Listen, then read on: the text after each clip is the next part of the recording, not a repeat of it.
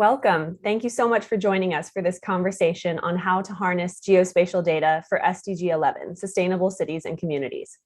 I'm Catherine Cheney, a senior reporter at DevX focused on technology and innovation, and I'll be your moderator today. This event, hosted by DevX in partnership with Esri, will explore the critical role that geospatial data already plays in supporting more resilient and sustainable cities, and what more needs to be done.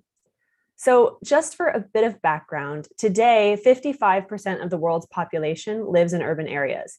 That's expected to increase to 68% by 2050, according to the United Nations. This shift will drive a range of development challenges, from unplanned urban sprawl to worsening air pollution to problems with waste collection and water and sanitation. And all of these factors are further exacerbated by the growing impacts of climate change. Geospatial data, in combination with other technologies, can help to improve city services, coordinate city management, and improve the lives of urban dwellers. And we'll discuss exactly how today. For example, community-based mapping techniques can strengthen participatory urban planning and help the community feel ownership over and investment in these decisions. GIS also has the power to integrate various types of information so that decision makers can more effectively allocate resources and craft policies based on an understanding of urban patterns and trends. Today's conversation is the second in a series of 3 digital events on ensuring progress on the SDGs through GIS technology and geospatial thinking. Thank you to Esri for partnering with DevX to make these discussions possible. I'll ask the experts joining us today to expand on successful applications of geospatial data for SDG 11, share some of their lessons learned, and give their take on how the global development community, and all of you, can further scale the use of geospatial technology. But first, we're going to hear from Dr. Carmel Terborg, who's the lead account manager for nonprofit and global organizations for Esri, about the role that mapping and spatial analytics technology can play in supporting sustainable cities.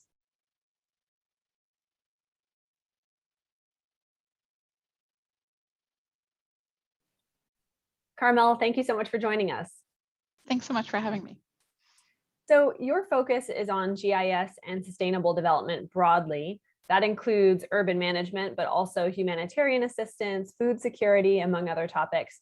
But today we're really focused on SDG 11. So before we get into the potential of GIS for SDG 11, I want to begin with the challenges. Can you expand on what are some of the challenges that cities and communities face where GIS might play a role?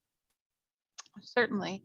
In my role in supporting the UN Habitat, which is the UN's human settlement organization, I've worked with many different applications of GIS and remote sensing and Earth observations, different forms of geospatial information towards looking at various urban issues. SDG 11 focuses on a number of spatial issues like open space, access to public transit, being able to make sure that people have clean air. These types of issues certainly have a spatial dimension. Great, thanks for that. And in terms of the role that Earth observation, mapping, and geospatial technology can play, I think some members of our audience are very familiar with GIS tools, others maybe less so. So can you just expand on what are these tools and how can they play a role specifically when it comes to this challenge of making cities and communities more sustainable? Certainly. The Geographic Information Systems, or GIS, is an extremely integrative tool. It helps you be able to see patterns and trends and information being integrated together that you couldn't otherwise understand as individual layers of information. You can bring social and environmental layers of information together. You can understand the economic impacts perhaps of a certain decision that you're going to take, and which part of the population may be included and left behind. So we can kind of pull information together and actually manage a given place in a way that you can't otherwise do.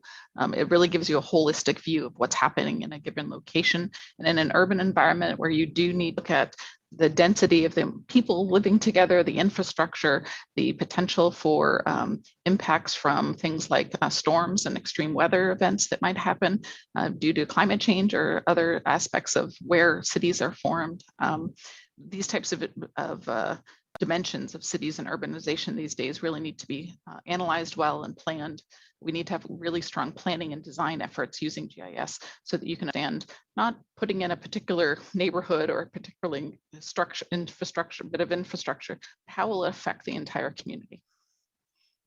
So a lot of SDG 11 focuses on the urban poor, and I wonder if you can provide some specific examples of how GIS is already making an impact in the lives of the urban poor. Maybe you can take us into a particular partnership or to a particular geography where we're already seeing not just the potential of this technology, but real impact. Certainly, there are a number of examples of how GIS has helped the urban poor. There's been a lot of mapping of informal settlements around the world. There's a lot of consideration for things like understanding the ways that the informal settlements have been built and established, because there may not have been things like building codes utilized, et cetera, looking at where they may be very much at risk for disasters, things like landslides after extreme rain incidents and so forth. So being able to understand some of those types of situations and be able to mitigate against those for that entire population is really important. Perhaps on a more local level, being able to do things like check for quality of the water that's being provided and where the water is provided, access to other services like education and whatnot. And a very important topic is land tenure, making sure that the urban poor have land rights if they indeed have been occupying a location for many, many years, or need to have that security of tenure in order to be able to invest in making improvements to their land, whether it's infrastructure like roofs and floors and sanitation and those types of things, without adequate land tenure and understanding the land management. And it's a very important topic. Land administration is for an urban government and city government. Without that type of security of tenure and geographic knowledge of what's happening and who owns what, it's really hard for those people to be able to make the investments that are needed to improve their lives. Absolutely. One specific example I'm curious about is air quality and air pollution, which is really, I think, there's been a lot of awareness and a lot of demand for solutions in this space. And it seems like GIS could play a pretty meaningful role here. So can you talk about specific examples in the context of air pollution, air quality in cities, and what GIS can do? Yes, in fact, UNICEF has done a great job with pulling together information and looking at the impacts of air quality on children in particular. They've actually done a report where they've that 6% of the children in Africa are not located near an air quality sensor. And these types of sensors can be bringing information together to look at areas where there needs to be improvement in air quality, perhaps addition of open spaces near those areas and so forth. But if you don't even have the basic information coming in, the basic sensor, you don't even know what you don't know. You don't have the data that you need in order to be able to make that policy change or to, really improve the lives of children. So speaking of you don't know what you don't know, and that gets into challenges with geospatial data and SDG 11. So we have amazing tools at our fingertips, tons of data at our fingertips, but I know one challenge is also a lack of data. There may be geospatial data, for example, but we might have a lack of understanding on the ground sometimes. So I wonder if you can talk about what are some of the challenges that stand in the way of making geospatial data accessible, meaningful, actionable for all stakeholders when it comes to SDG 11, and are data gaps part of that challenge? Sure, certainly. When we think about the fact that there's an enormous challenge put forward to the global community, and that the global community set up this agreement that we're going to collect these local indicators, we need to be collecting them at a very local level for urban environments, yet all the reporting is supposed to be happening at the national level up to the UN and the global community. So there's definitely a gap there in putting together a really strong framework for collecting that data, and actually the methodologies needed in order to collect the specific indicators that are needed to make these advancements and to measure and monitor the progress with the SDGs, like SDG 11. So when it comes to SDG 11, UN Habitat has a huge role as one of the responsible organizations for collecting that data and helping enable cities to do that reporting to their national governments. There's probably 10,500 or so cities that are going to need a whole infrastructure for how to collect that data at the local level and do the reporting that's needed so that we can see where we're at. We only have a few years left really before Agenda 2030 is to be achieved. And if we cannot collect the very basic local data about things like air quality and about calculating how much open space is in a community and calculating people's accessibility to public transport, those specific indicators, we're really not going to be able to achieve those goals. And I remember with the MDGs from 2000 to 2015, we wanted to help the lives of 100 million slum dwellers. Well, of course, now we're looking at 1 billion slum dwellers. Here we are in 2018, I think we had reached 1 billion slum dwellers. So when you have these people living in informal settlements, 100 million is leaving 90% of them behind. And that is not really effective. So we need that very local information being shared and gathered and shared up with open data and policies that support that. Absolutely. When we talk about the urban poor, those numbers are just increasing and will continue to. With that, a final question for you, just on where do we go from here? So you've talked about the potential of GIS to deliver on some of these targets for SDG 11, but 2030 is around the corner, as you mentioned. So any final thoughts or even a call to action for this group when it comes to how to further move the needle in terms of the role GIS can play for SDG 11? Sure. Over 150 countries have come up with national urban plans, but they have only implemented about half of those, or half countries implemented them or start the process of implementing them. We really need to scale that up. If we think about it, if we do not make the urban environment, very healthy and sustainable and using smart tools and technologies and creating digital twins to manage these communities, we're really going to be impacting all the other SDGs because we won't reach those other goals and targets. So until we have a really strong and healthy and sustainable urban community and that data and information is pulled together and used for decision making and actions, we're going to really have a challenge across many of the SDGs. So I hope that we can see the IT infrastructure in cities being supported, certainly the information being collected at the most local levels for these particular targets and indicators is important, and then a mechanism for sharing that up into the global community so we can make decisions. Great. Well, Carmel, thank you so much for joining us. Looking forward to following your work in this space. Thank you. Thanks so much, Catherine.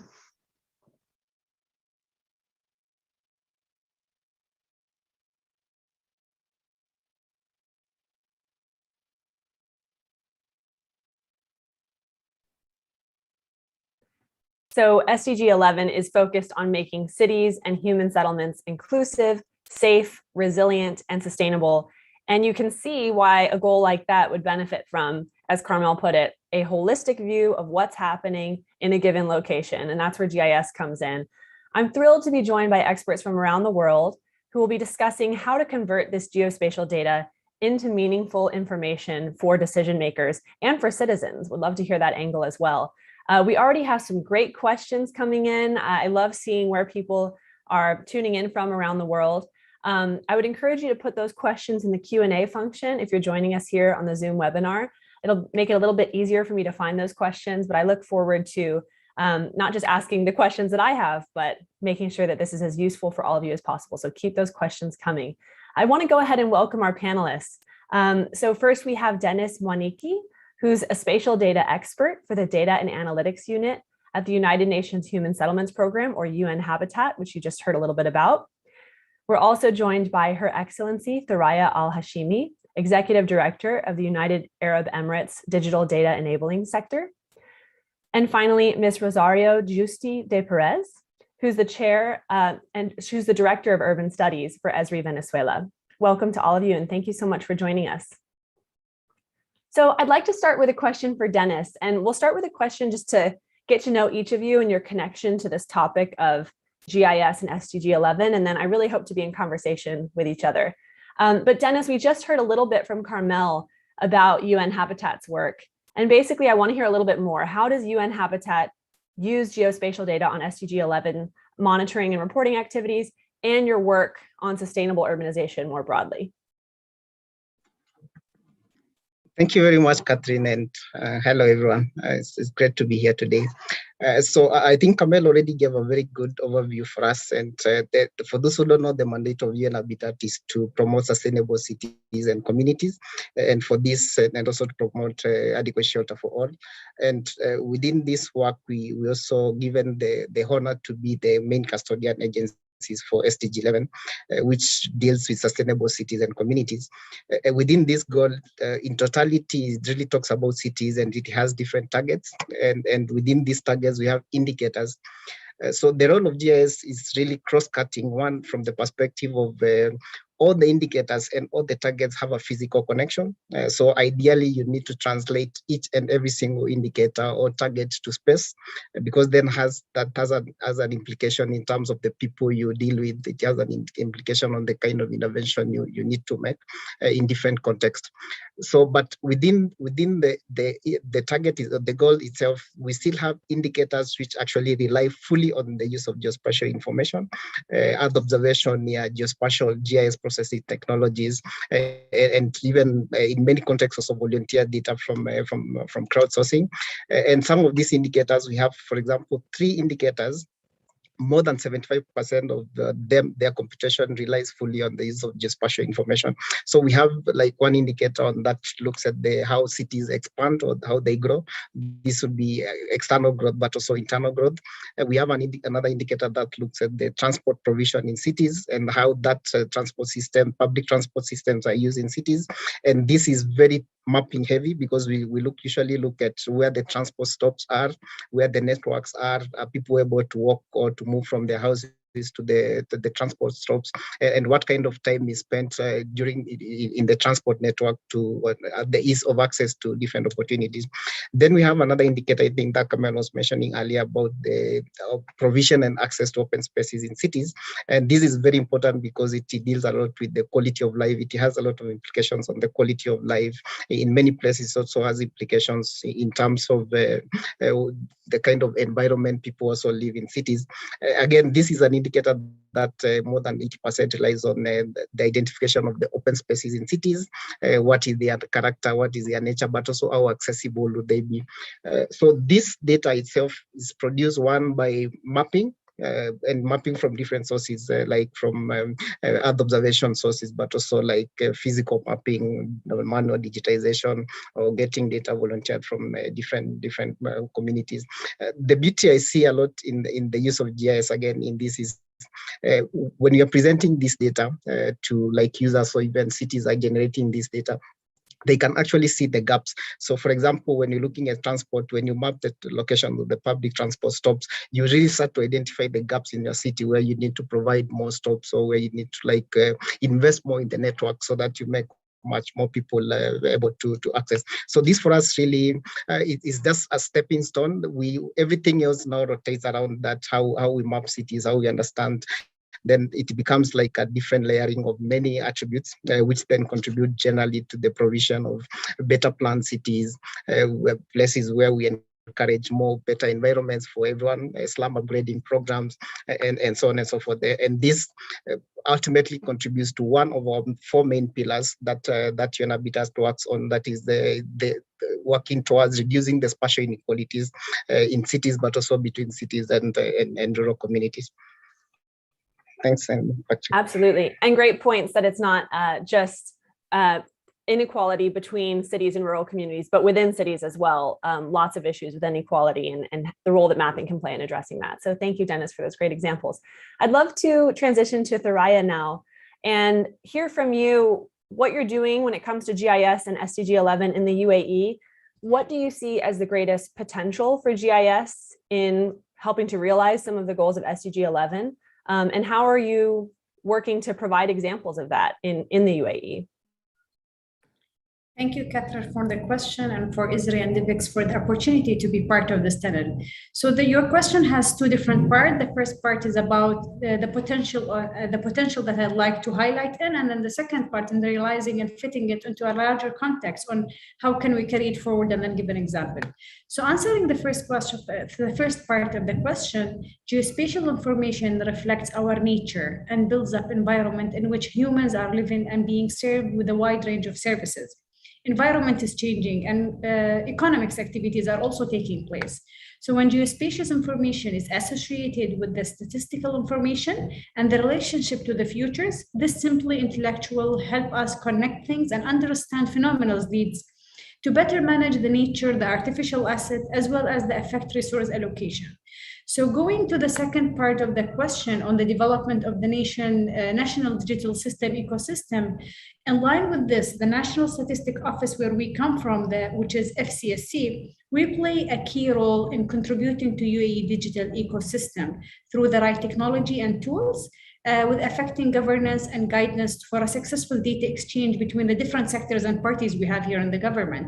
So an example to enrich the product in FCSA, we've launched a new product called OneMap, which is a national geospatial platform to modernize the UAE national statistic and data revolution era.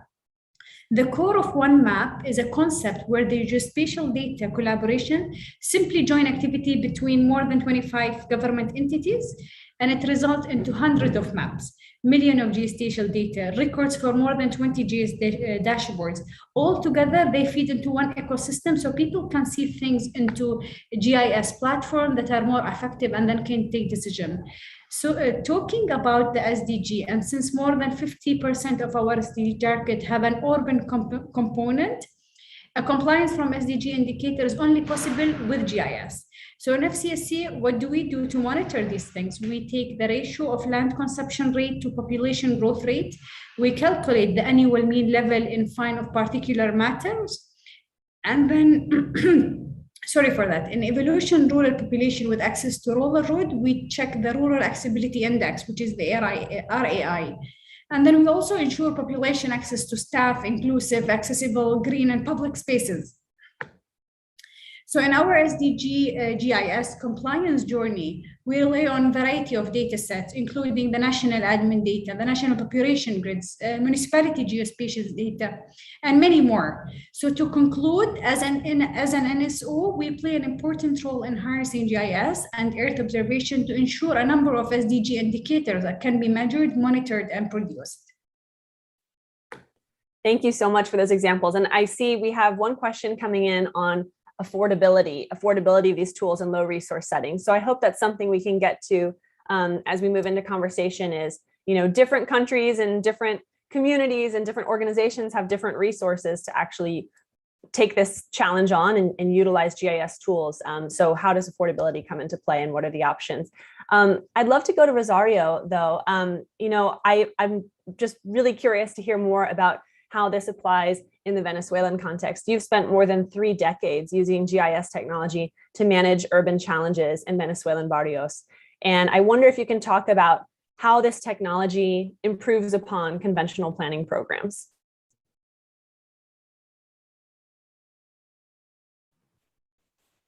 Well, if it had not been for GIS, I don't know how we could have faced the complexity of some of the slum areas, mainly the ones located in hillsides, like the ones in Caracas, similar to the favelas, or similar to ones in Medellin, some in Ecuador.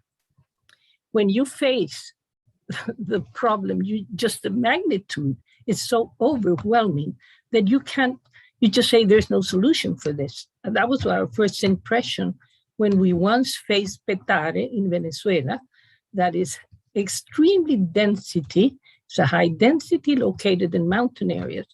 Well, we had GIS there. The information was really non-reliable, but they had some AutoCAD maps. Well, we could work it out and we could identify whatever was underneath the chaos.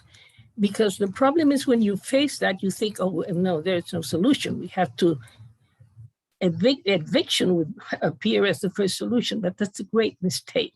So we just went inside the slum and began identifying many values for the residents, like social ties that come to be something so strong that survival of the residents depends on keeping your social ties, because your neighbors become your allies. If you have a problem, they can provide food, small amounts, of course. Everybody is poor there. They can help taking care of your children. So with GIS, we were able to analyze and combine all this geographic, all the geographic information with the social information that was embedded within the chaos. And very, very important things came out, because then we realized that you could hardly move anything. You just had to try to improve whatever was there without moving, even though you could go like with a very, very specific point insertion of where you could act and improve.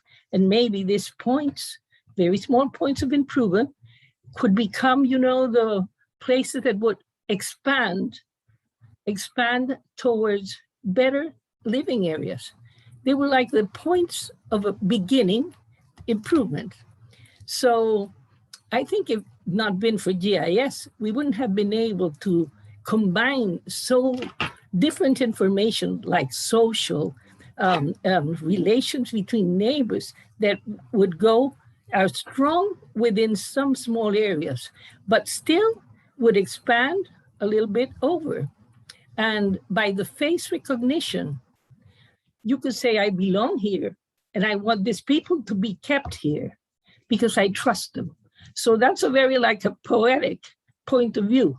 But I mean, every poetry would be measured and translated into maps. Can I ask a follow-up question? I find it fascinating. I mean, you're so spot on that social ties matter in urban planning, right? Obviously. But in terms of how you practically combine, factor in these social ties together with mapping tools, I want to understand how that data actually comes together. Can you expand on that a little further? Well, you have to weight social information, give them weight. And giving weight depends on the information you get from the residents. So you can tell, okay, when I'm going to change, I'm going to propose change for better. Some areas have to be kept as they are, or at least you can improve, but without losing the essence of the value that's embedded within the area, the space, or some kind of symbols that community have and they seem useless for us from the foreigners outside. So I'm very, biased towards being very careful with what you do when you are trying to improve slums, not trying to impose your aesthetic point of view, what's good, it's beautiful, or what's bad. But you have to really research on people's feelings. And that's my view. Yeah, I think that's a great point. Let's stick on that topic for a second. I wonder if Dennis or Thoraya would like to jump in on this. You hear about how when it comes to GIS, you're bringing together different data sets and layering different data sets. And this point that social ties and human relationships are an important factor to consider, which again seems obvious. We all understand that, but how do you actually factor that into urban planning as part of the calculation together with all these other tools? Dennis or Thoraya, do either of you have a comment on that? Dennis, you want to jump in first? Yeah, sure, Catherine. Actually, I really love what Rosaria is describing, because the UN Habitat slum upgrading program is actually also sort of anchored on similar concept that you need to understand what is happening, or what this was in informal settlements and the slums. Then you use that to create kind of interventions then that respond. Currently, what we're working on is something called the Slum Severity Index. It is really looking at, from a mapping perspective, you look at different slums or even intra-slum variation in different components that make like physical in nature, but also which relates to socioeconomic activities, and use then this to start identifying which areas within a settlement require like the first kind of interventions, and this really you're starting from understanding what is available and then using that to inform what needs to be done, not necessarily adopting the old tradition of relocating slum dwellers or taking them to a different place, which completely used to disconnect a lot of the social ties. I think that Rosario is talking about, and we have actually also done some work for this during the COVID-19 crisis, where we looked at the provision of the services and facilities. Then we sort of working with the different teams and communities and also organizations, we were able to identify priorities for these communities from a mapping perspective. Then those got implemented to improve the lives of the people in the informal settlements. Thank you, Dennis. Thoraya, I would love to hear your perspective on this. Yes, maybe what we've done here in the UAE is kind of a bit different because we looked at it from a different angle. Example is the Landsat imagery for the UAE and the NASA lights. So NASA have those pictures of the cities, how do they look at night, especially with the lights they have on the roads and the places across. So we took that and we tracked the growth of the green and built up areas, as well as the land consumption since 1972. So we use the historical Landsat imagery for the UAE national satellite, and then we use what we have the UAE Space Center. So we have the NASA night labs to monitor the growth. Currently is available from 2010 onwards. And the geospatial visualization capability can help us understand the space-time factor in historical trend. Areas such as population, land use, economic trend. We envision that soon the support and the development plan will help us in future forecasting in a different way and much more advanced technologies. Thank you. I do want to return to this question on affordability that came in through the chat. And again, would encourage our audience to keep those questions coming on the Q&A. But there was a question on affordable GIS mapping solutions available to developing country governments. And I might expand that a little bit. Governments are, one example of stakeholders who can use GIS tools, but there are also NGOs. How do small community-based organizations use GIS tools, use geospatial data in the same way that large international NGOs can? So whether it's organizations working on the ground, whether it's governments, let's talk about this question of affordability. Dennis, do you want to take this on? Yeah, sure, Catherine. Actually, the issue of affordability of at least the systems is one thing that also we usually take very seriously, because for the processing of data and also for monitoring purposes, for us the connection is not about production of data to report. It's really production of data that can also be used at the local level. And for this one thing we realized many years ago is that it is good to create partnerships and to also apply different applications. Of course, as you mentioned very clearly, affordability varies and is different for different contexts. There are countries or cities which will be very happy to pay a few $1,000s to have S3 or other applications which are commercial. But we also today have the highest number of open source applications, which actually can also enable you to do as much as any commercial application, more or less. Of course, it will depend also on how fast you want your processing to be done. And as we also move more into also cloud-based processing, we're also seeing a lot of also open applications that run in the cloud, and that can actually be leveraged to promote much, or rather reduce the cost. The cost, of course, there'll be a slight cost in terms of the cloud space. But ideally, that will also cut costs in terms of the infrastructure that need to be set up. That said, I must also emphasize that we might not necessarily have free cost per se, because even if you are to use, say, an open source application, you still need the infrastructure to be able to deploy that kind of application. So this usually is the balance between getting, of course, you get the software for free, but you still need the right infrastructure for you to be able to process. But for us, what we promote is use of open source, and at least making also the data interoperability needs also to be encouraged in that direction, so that if I am running on an open source application, then I can be able to use data that is coming from a commercial application, and the same on the other side. Thoraya or Rosario, anything to add in terms of the question of affordability? Otherwise, definitely have some other questions we can get to. In which case, I'm going to expand on that a little bit. Rosario, we were just talking about the issue of affordability. I also want to hear your thoughts on accessibility. And, I write a lot about data in development. And one thing I often hear is make sure this data isn't just extractive, that, communities are providing data and then they never see anything as a result of that. They don't understand, where did that data actually go and what does it actually mean in my life? And so Dennis was just touching on affordability of these tools. I'd love for you to touch on, how do we ensure that communities feel a sense of investment in this, ownership of this? I mentioned in the intro to this webinar, community mapping, but even if it's not the community actively involved in mapping, how do you ensure that the community actually sees benefit from this data or understands where it's going?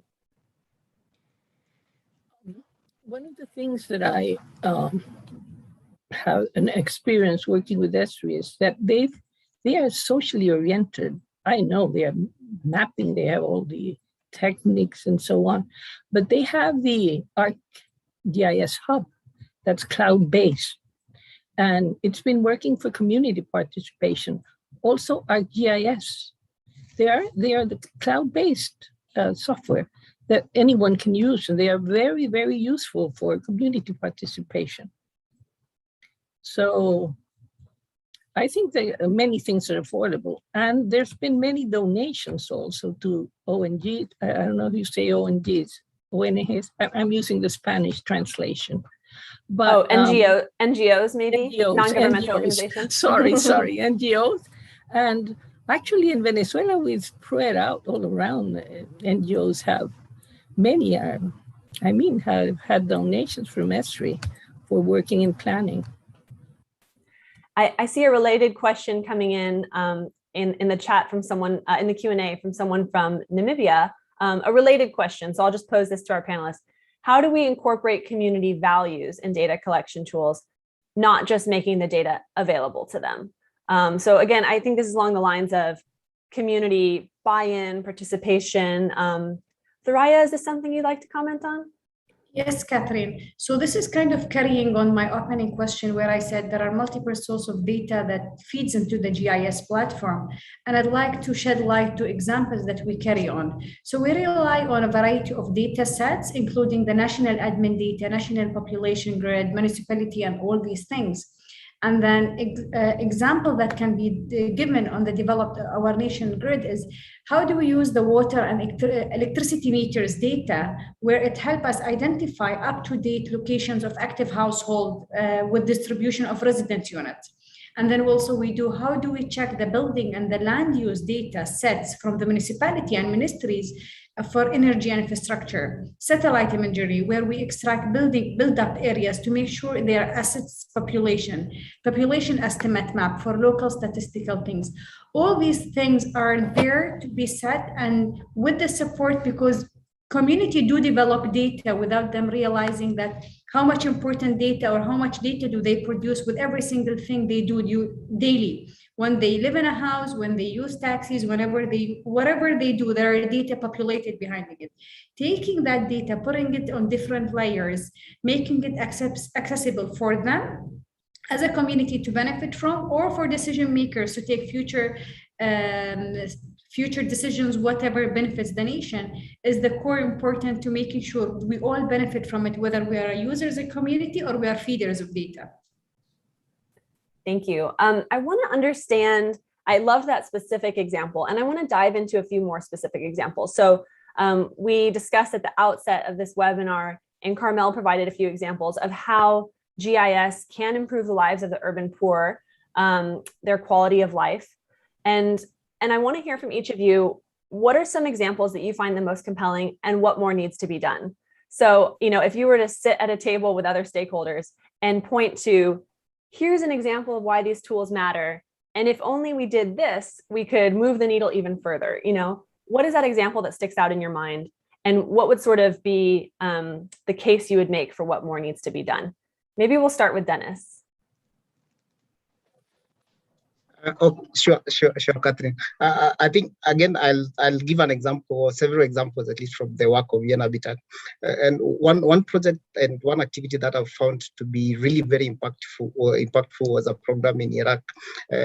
Like it was a reconstruction program in Iraq where we did mapping of the destroyed buildings during the conflict, and those buildings were identified for upgrade, but also things like public spaces, water areas, and so on and so forth. And for this one, like geospatial data was really critical to identify what was damaged and prioritize the actions for specific reconstruction. And that was very instrumental in ensuring that at least people, IDPs and migrants, were able to go back to their houses once they were reconstructed. And again, there we also involved a lot of the local communities to also do the actual work of the reconstruction. Perhaps if I can give another example, I earlier was mentioning about some work in the informal settlements, and this another thing that is related is also we do a lot of work on the identification of open public spaces in cities, and this is a very important component, as I said, because it has a lot to do with even the way the children, women, and different groups also interact in social spaces. Within one of our programs, we actually like in Palestine, for example, we supported working with the city of local authorities there. We were able to map out different open spaces available, and using like in a community kind of participatory process, we're able to prioritize specific spaces which needed to be upgraded. And the impact for that has been really significant because there's much more increased use of these kind of spaces at the local level. For me, I think this might look like small examples, but when you look at the magnitude of the impact they have at the local level, then it's really significant within the context. We have much more work, including land management systems, which are like the social tenant domain model, which really is about people coming together to identify with their physical kind of places where they have tenant, and that has a lot to do with the kind of investments that people also put into their land. And Dennis, anything else to add in terms of, these examples point to how valuable GIS can be for these communities? And then, what needs to happen in the next year, in the next 5 years to ensure that we have more examples like this?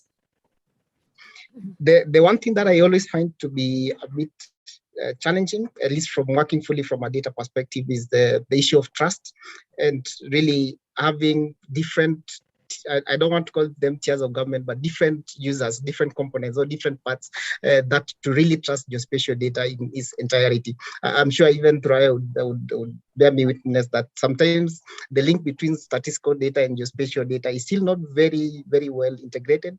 And even in these places where you even have communities contributing to geospatial data, the trust is always an issue with how much of it can actually be seen as real good data for use at the larger scale. So for me, the aspect of trust would always come for me as the first priority. Then we have the other things that related to the capacities to do the work, the system, the availability of the different components to actually make this possible.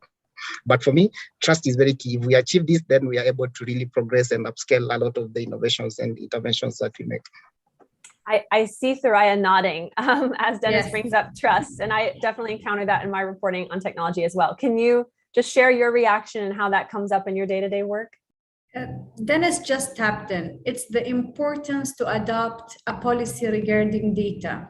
So there are too many things that we argue with the governments to open their eye on to harness the data revolution technologies for a better compliances, so we can use the data for the better of goods. One important thing is to make sure there is an adoption of an open data policy. Governments shall be revisiting and readopting these policies. It's not a one-time policies that have been there, because the revolution of data is moving so fast. We also need to rebuild our international capacities to make sure we leverage the opportunities offered by big data, geospatial technologies, location intelligence. This can happen by sharing technology practices.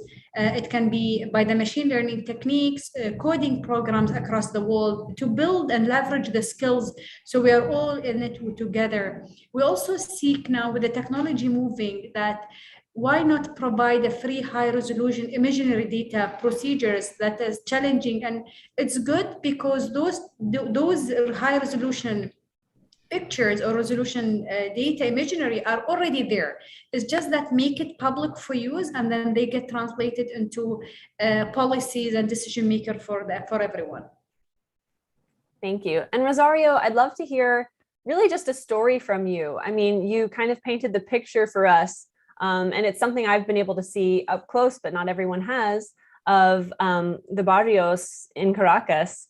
Can you really paint a picture for us of when you tell a story about this is the impact GIS can have on the lives of the urban poor?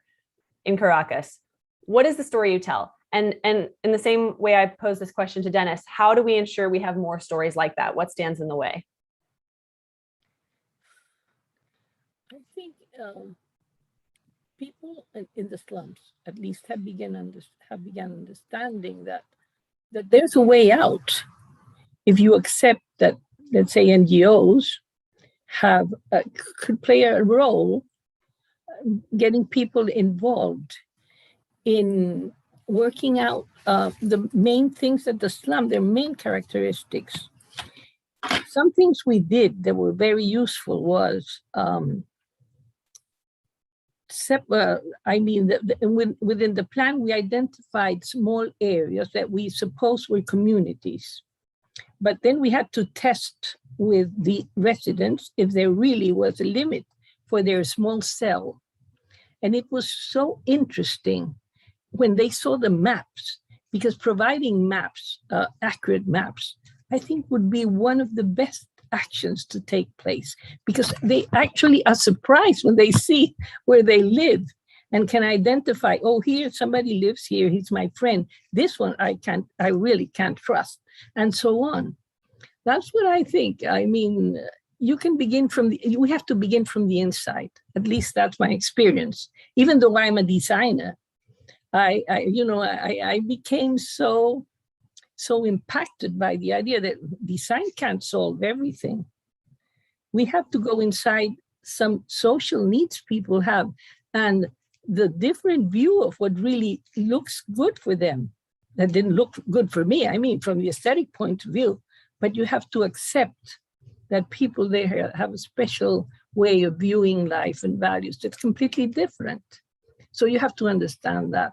I don't know if this answers the question, but I've always been worried about some views from the outside that try to impose upgrading actions that really don't fit of what people inside is expecting to get. Absolutely. No, that's definitely a big takeaway from some of what you've discussed today, that community voice is an important, and community input is an important element in all these data sources we talk about. I want to go to a really great question from the audience, which is really about future scenario projections. So speaking of different data sources to consider, it's not only the picture of what exists today, but understanding what's to come down the road. And I mentioned earlier that these development challenges posed by increasing urbanization are then exacerbated by climate change. So the question is, what data is best suited for making future scenario projections, especially when it concerns climate change, and what tools are used in this area? So can any of you speak to how you use geospatial data and geospatial thinking, not only to capture the areas you focus on as they exist today, but as they will look due to the impacts of climate change moving forward? What tools do you use, or how do you do that kind of forecasting work with climate change? Do any of you focus on that future forecasting with climate in your work?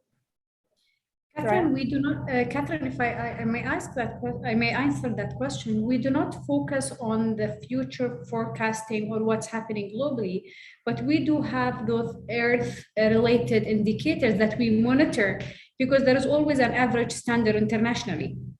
So we do look into things like the urban cities, how do they move, where do they have the quality of the air, where do they have the facilities, where are the companies living, where are the labor camps are, all of these indicators. And in combination, it would give you how does the quality of air look like, how is the health and safety look like, and all these. And then you start doing strategic comparison with what's going around the world and how is it happening. So it has two layers, because when you have geospatial data information, it will give you what's happening in your area, and then you can compare it. But foresighting or coming to say what will happen if that indicator impacts, and then that you go into a second layer, which is an analytical tool. And then you start putting strategies and making scenario-based and simulations for future-based. Thank you. I don't know if we have other thoughts from panelists on climate. I will say something I've come across in my own reporting is geospatial data can play a role, but that local ground data is also critical. And in so many of these contexts that are going to be the hardest hit by climate change, we're missing a lot of that local ground data. And so it's therefore hard to understand what's going to happen where we have major data gaps. Dennis, is that something you've seen in your work?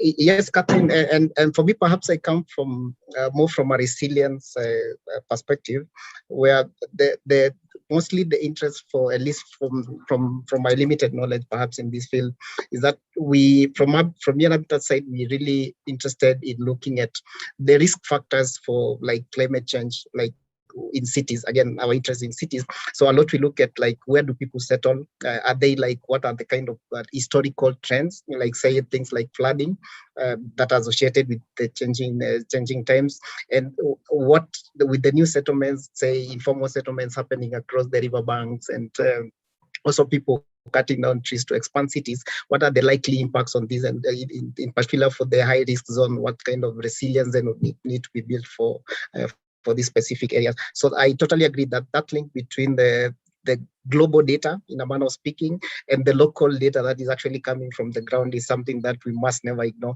It's very significant to how we also look forward. Absolutely. I want to squeeze in this question for any panelists who want to jump in. This is coming in from the audience, and it's a great point. So trust came up earlier, and this is really a question about risk and data privacy. And here's the question, which I appreciate the question in part because it really paints a picture when we talk about risk. One can find through satellites and geospatial imagery the places where trees are not cut yet. Elephants are still living. So can poachers. The question is, how do you protect privacy when it comes to GIS data? He said, basically, GIS can be used for good or bad. How do you prevent the use for bad? So I hadn't even thought to ask that question. I really appreciate it. But basically, we want to make this data widely accessible for good. As we do so, how do we ensure it's not used for bad? Any thoughts on that? Catherine, I can answer this since I come from both statistics and digital aspect. There is always, for every tool we have in this world, the good and bad. It is us how we create those boundaries around the things, and how can we make sure they are used for the right. If we have the right policies, if we make sure that we only use those data that are not confidential data. I don't want to know where people doesn't need to know they can know where do I live. They don't need to know my ID. They don't need to know my full name. They need to know I'm a female, I'm in age group X, and I live in X place. Because if we are seeking, or we are depending on the government to give us the best from their decision and their planning, then we need to come out from that concept of privacy in every single set of data, and then believe in that can be used. People are now wearing the smartphones on their heads. They have the phone, and they navigate the web. They have the phones with their different channels. They surf the net, and all this. These are million productions of data. And many of them say, but this is my private data. We will always have that until people start to think, what if you did not give me the data, but I will not be able to give you a service next to you. I won't be able to build a school next to your house. You will have to drive 40 minutes to get the best accessible, or you just give me that set of information, and I'll make sure that you have those services within 5 kilometers away from your house. If people look and start comparing between the output that can come, and then looking at what they can feed of information, they'll start realizing. So it is a tool that can be used, yes, for both sides, but we need to have those policies from the government, the boundaries on what exactly to be shared and with whom. Great points. Thank you so much for that. Rosario, did you want to jump in? Well, I think you can protect some kind of information. Maybe if we go inside the barrios or the slum areas, there's a lot of an index, a high crime index. So sometimes identifying where some people live and their exact location can become dangerous. So if we can protect, like, the small cells that appear in a general plan as a blank area, we have the subdivision of the small sectors. But there must be there is a way to keep information for only the residents living there, and that can be done. I mean, there are some kinds of protection that can be done, spatially, actually. You just put it as a blank area. I don't know. I've never had the challenge of trying to do this, but now that it came out, I think you can always find a way to protect. And mainly geographically, you can do that. Mm-hmm. Mm-hmm. You can blank areas. Exactly. Thank you for that great question and your responses. We have just a few minutes left, and I hate to make you answer such a big question in about a minute or less, but I do want to quickly hear from all of you. So please, in just a minute or less, what does success look like? So we're talking today about the potential of GIS for SDG 11. We've heard some great examples from your work. We've heard a little bit about what more is needed, but let's say it's 2030. And we're looking back on the role that GIS has played in hopefully achieving great progress on SDG 11. What does success look like? Any final calls to action for this group or for the global development community? Again, just a minute or less if possible. Maybe we'll start with Rosario. Well, I think we already have a lot of information that can be used by governments. And using inappropriate information, I think we could, at least start a fast way. Now governments have to accept the policies of at least upgrading that I think is the best thing to do. And provide some politics to try to solve the incoming people with kind of reception areas that have affordable housing, I guess. There are two measures. Upgrade and prevent who is coming, because in that way we already have some kind of control of slum areas and trying to include them in the city because they belong to the city. Mm-hmm. I would say that. Thank you, Rosario. What about you, Thoraya? How do we get to this vision of success that SDG that GIS tools might play this role we hope it will play in SDG 11? Catherine, in all SDG, we say never leave anyone behind. So that's the slogan we always speak about. If I joined hand with Dennis and then with Rosario together as small players, there are too many players around the world, then we make the best for the nation.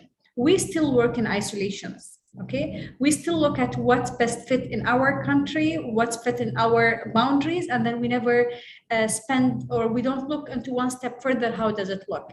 SDG does not focus on a country. Yes, it does have portfolios across the board, but it focuses on what's best for the nation and what's best for our kids today, because they are the next generation carrying those forward.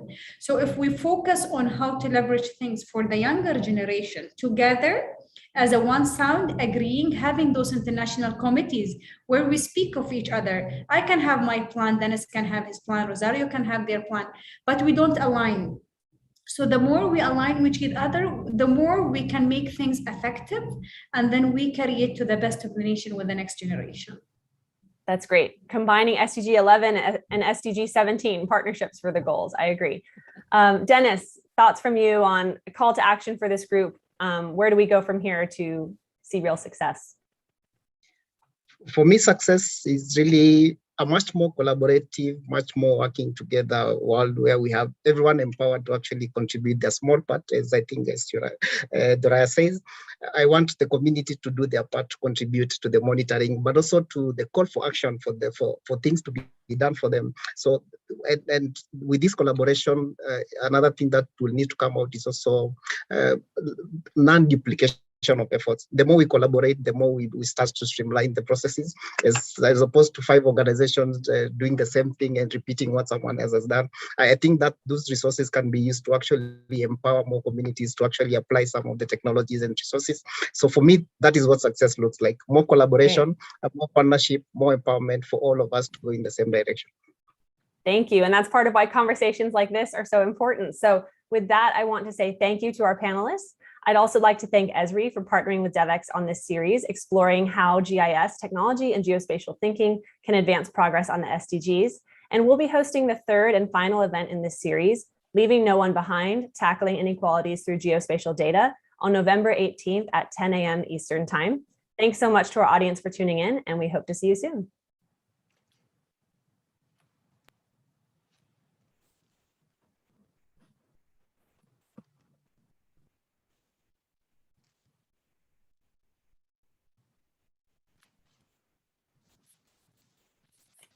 Uy, qué demolida.